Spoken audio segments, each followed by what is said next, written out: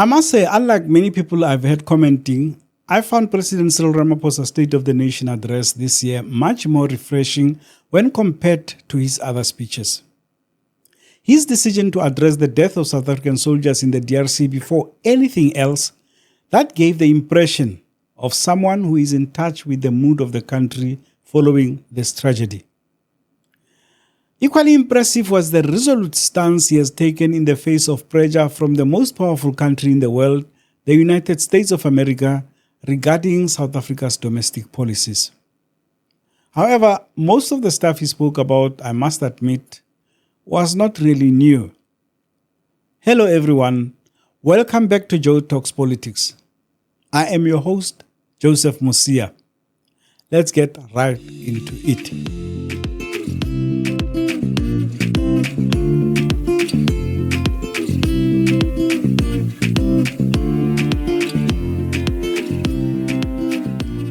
The government keeps assuring the country that the surviving soldiers in Goma are safe and well looked after. This is becoming harder to believe because 2 weeks after our soldiers perished there seems to be no way for their remains to be brought back home. This leads one to wonder if the reports that they are trapped and at the mercy of the M23 fighters are not true. As President Ramaphosa read out the names of those killed, we gather here as we mourn the death and tragic death and devastating loss of 14 South African soldiers who were part of a mission to bring peace to the Eastern Democratic Republic of the Congo. We pay tribute and bow our heads to Staff Sergeant William Eddie Ola, Staff Sergeant Mulahlehi Ishmael Mulahlehi, Staff Sergeant Shahlane Theophilus Siepe, Corporal Matume Justice Malisa, Corporal Renae Nemabulani, Lance Bombardier Itumeleng MacDonald Mureo, Lance Corporal Zeke Moffat Mulapo, Lance Corporal Metsi Stensley Raswiswi, Rifleman Sibatane Richard Chokwe, Rifleman Derek Maluleke, Rifleman Sidiso Andris Mabele, Rifleman Calvin Louis Moahi, Rifleman Moketi Joseph Mobe, Private Peter Jacobus Strado. I have directed that a national flag be flown at half-mast in honor of these fallen heroes for a week starting from tomorrow morning. The question at the back of many people's minds was, what are our soldiers doing there in the first place? The President and the Minister of Defense have provided conflicting answers. When the President first announced the mission, it was clear that they were going there to help the government of the DRC in its fight against the various armed groups, including the M23. Minister Angie Motshekga, who Ramaphosa seems to have thrown at the deep end in this portfolio, tells a different story. She was asked in Parliament to explain why the soldiers did not have the necessary cover to protect themselves. So why do we take a roof like if we're not going to war? What we take is things that like we were attacked to protect ourselves. So you take enough to protect yourself, but you don't take your firepower to a country as if you're going to war with that country. We're not going to war to that country.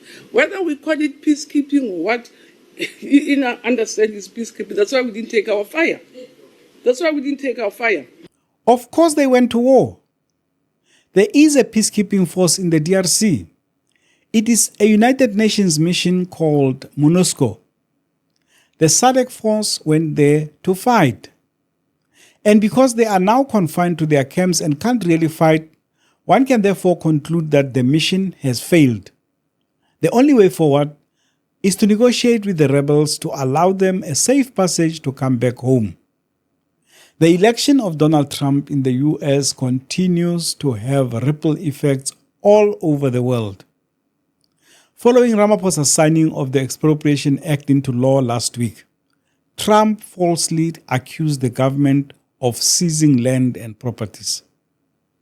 On top of that, his closure, together with Elon Musk, of the United States Agency for International Development is having an immediate adverse impact on a lot of life-saving programs in this country and elsewhere. A lot of South Africans were cheering, however, when Ramaphosa made it clear that South Africa would not bow to intimidation.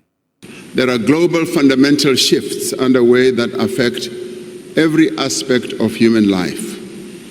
From the growing impact of climate change to rapid advances in artificial intelligence, geopolitical tensions, and violent conflicts. In the face of these challenges, we are witnessing the rise of nationalism, protectionism, the pursuit of narrow interests, and the decline of common cause. This is the world that we, as South Africa, a developing economy, must now navigate.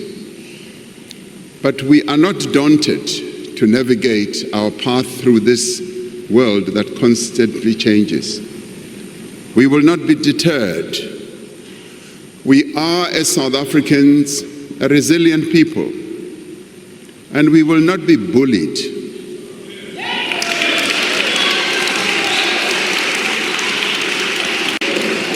We will stand together as a united nation, and we will speak with one voice in defense of our national interests, our sovereignty, and our constitutional democracy.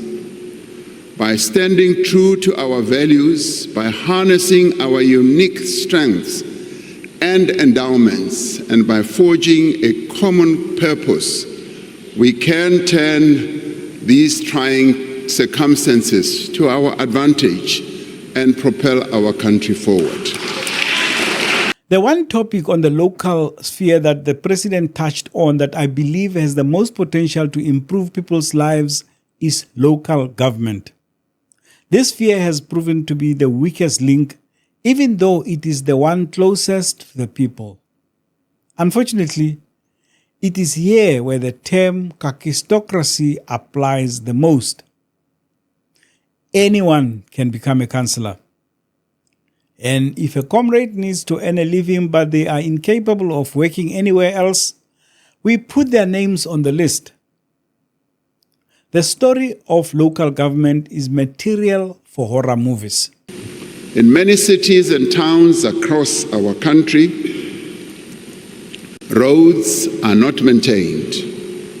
Water and electricity supply is often disrupted.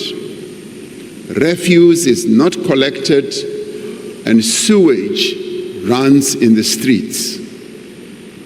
In part, this has happened because many municipalities lack the technical skills and resources required to meet our people's needs.